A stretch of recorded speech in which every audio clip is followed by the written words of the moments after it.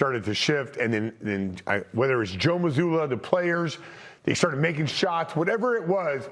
The offense, the execution in the third is really where this game just got that's where the separation all occurred. Yeah, I think that play we showed there at the start kind of summed it up, right?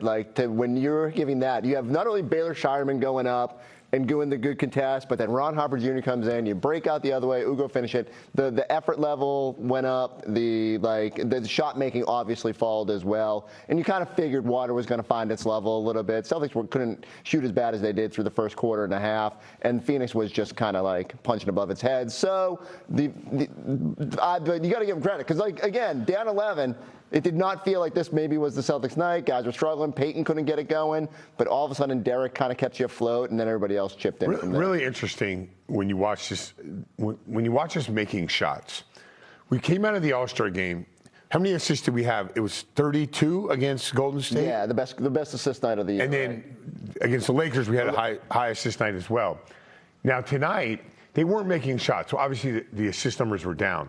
But if you watch all the highlights, watch how many times you see them make a play, get denied, go back door, or set a flare screen, slip it. It's like they never stop moving, but now it feels like they're moving with more purpose because people are actually hitting them, whether it be the flare or dive into the basket. Just real quick, because we're talking a lot of the Joe Mazzulla. When do you think Joe?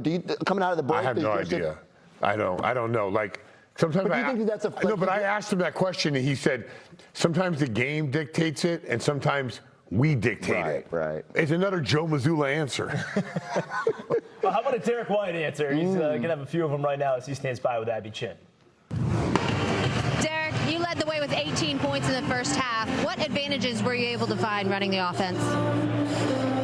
They kind of came out. They played really hard every night, so we knew that going in. And I just tried to go in the game and give the game what it needs, and was able to score a little bit in the first half, kind of get us going. And then our defense was really good all game.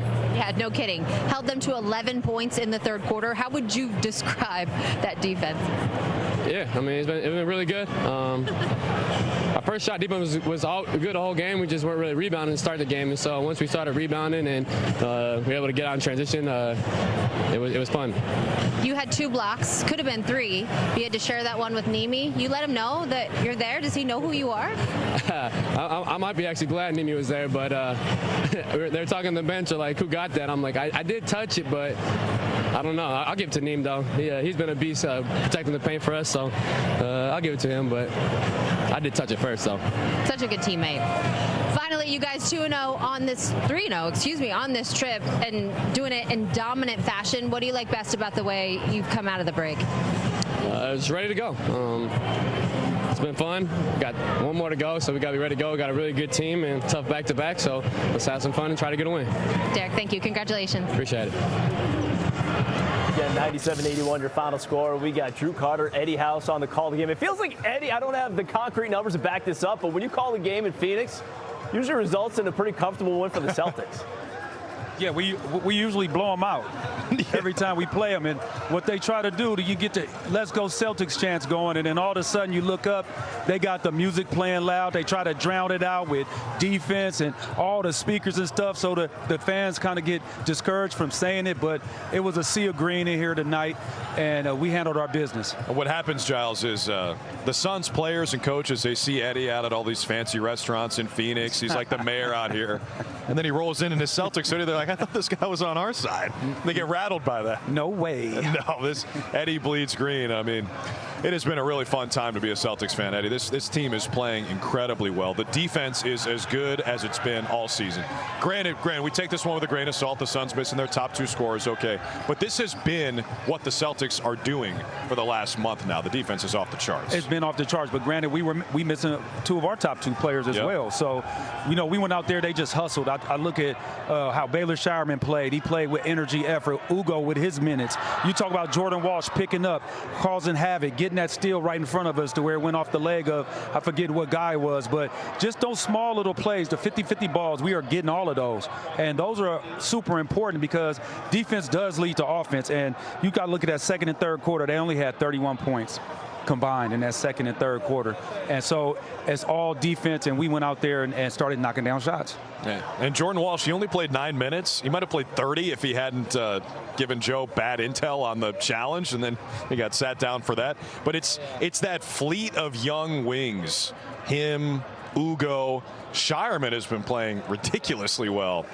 It's like the Celtics, where do they find these guys? And they all play so incredibly hard. That's got to be the identity of the team right now, is how hard they're playing. Yeah, it has to be, and I think they're following suit of Joe. But also, you got to think Jaylen Brown at the same time always set the tone. I want to say, since he said he's the best two-way player in the league, our defense has turned up. You know, and everybody's involved. And it's a difference if you're hungry or if you're starving. And these young boys are starving. And by the way, that block that Keita initially got was credited to Derrick White. Oh, he got it? So he finishes with 3 blocks, 22 points, 8 rebounds, and 8 assists. Again, we neglected him when we chose our step-up guy. What a game for D. White. I know, he was out there killing. And, you know, again, you know, early on, nobody was knocking down shots. And in that second quarter, he started knocking down the shot. He hit the one at the top of the key. Once he hit that one, then he hit the other one over the big fella. Once he started knocking down the shots, it seemed like everything started opening up. He's making the right play. He hit Nemi for a nice bucket. So overall, great basketball game for him. He always makes a huge impact. Today he did a little bit everything like he typically does, Giles. And I just want to know, Scal, are you going to do your radio show tomorrow? 1 hour late, baby. 1 hour late. All right. I've had nothing to listen to for like 2 weeks. I'm back, so man. Good. I'm not promising to be good. I'm just promising to be there. Hey. I like play every single time. Okay, well, Baylor Shireman right there, the recipient, he had 11 points, 11 rebounds. But again, the number 11 being the key number there was the number of points that the Phoenix Suns scored from the middle of the second quarter until late in the third quarter. They scored 11 points. Celtics won on a 50-11 run. Yeah. It was such a big run that when we told Scal it was a 50-11 run, he was like, no, that's not right. I didn't say, no, that's not right. I'm like, hell no. They went from down 11 to up 28. Yeah. So watch the action. Everyone keeps going. It's like water running downhill. You get stopped, you just keep moving. And obviously, guys got to make shots.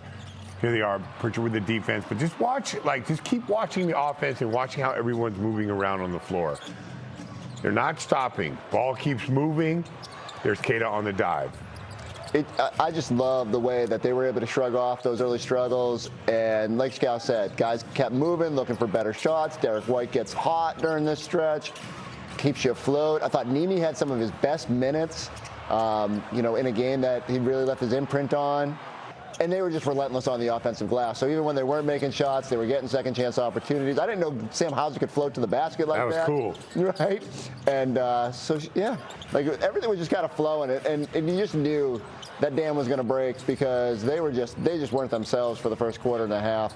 And once they saw a couple go in, everything started flowing. Let me ask this, though, because yeah, to go on a run like that, you got to put up 50 points. To hold them to 11, though, does that say more about Phoenix, Scal, or the Celtics defensively? A bit of both. No, when you're not like a star player and a team is on a run, star players break those runs. Yep. They've been doing it since they were 8 years old. The rest of these guys got to kind of figure that stuff out. And I think that's what happens when things aren't going well, you're looking around, where's Devin Booker?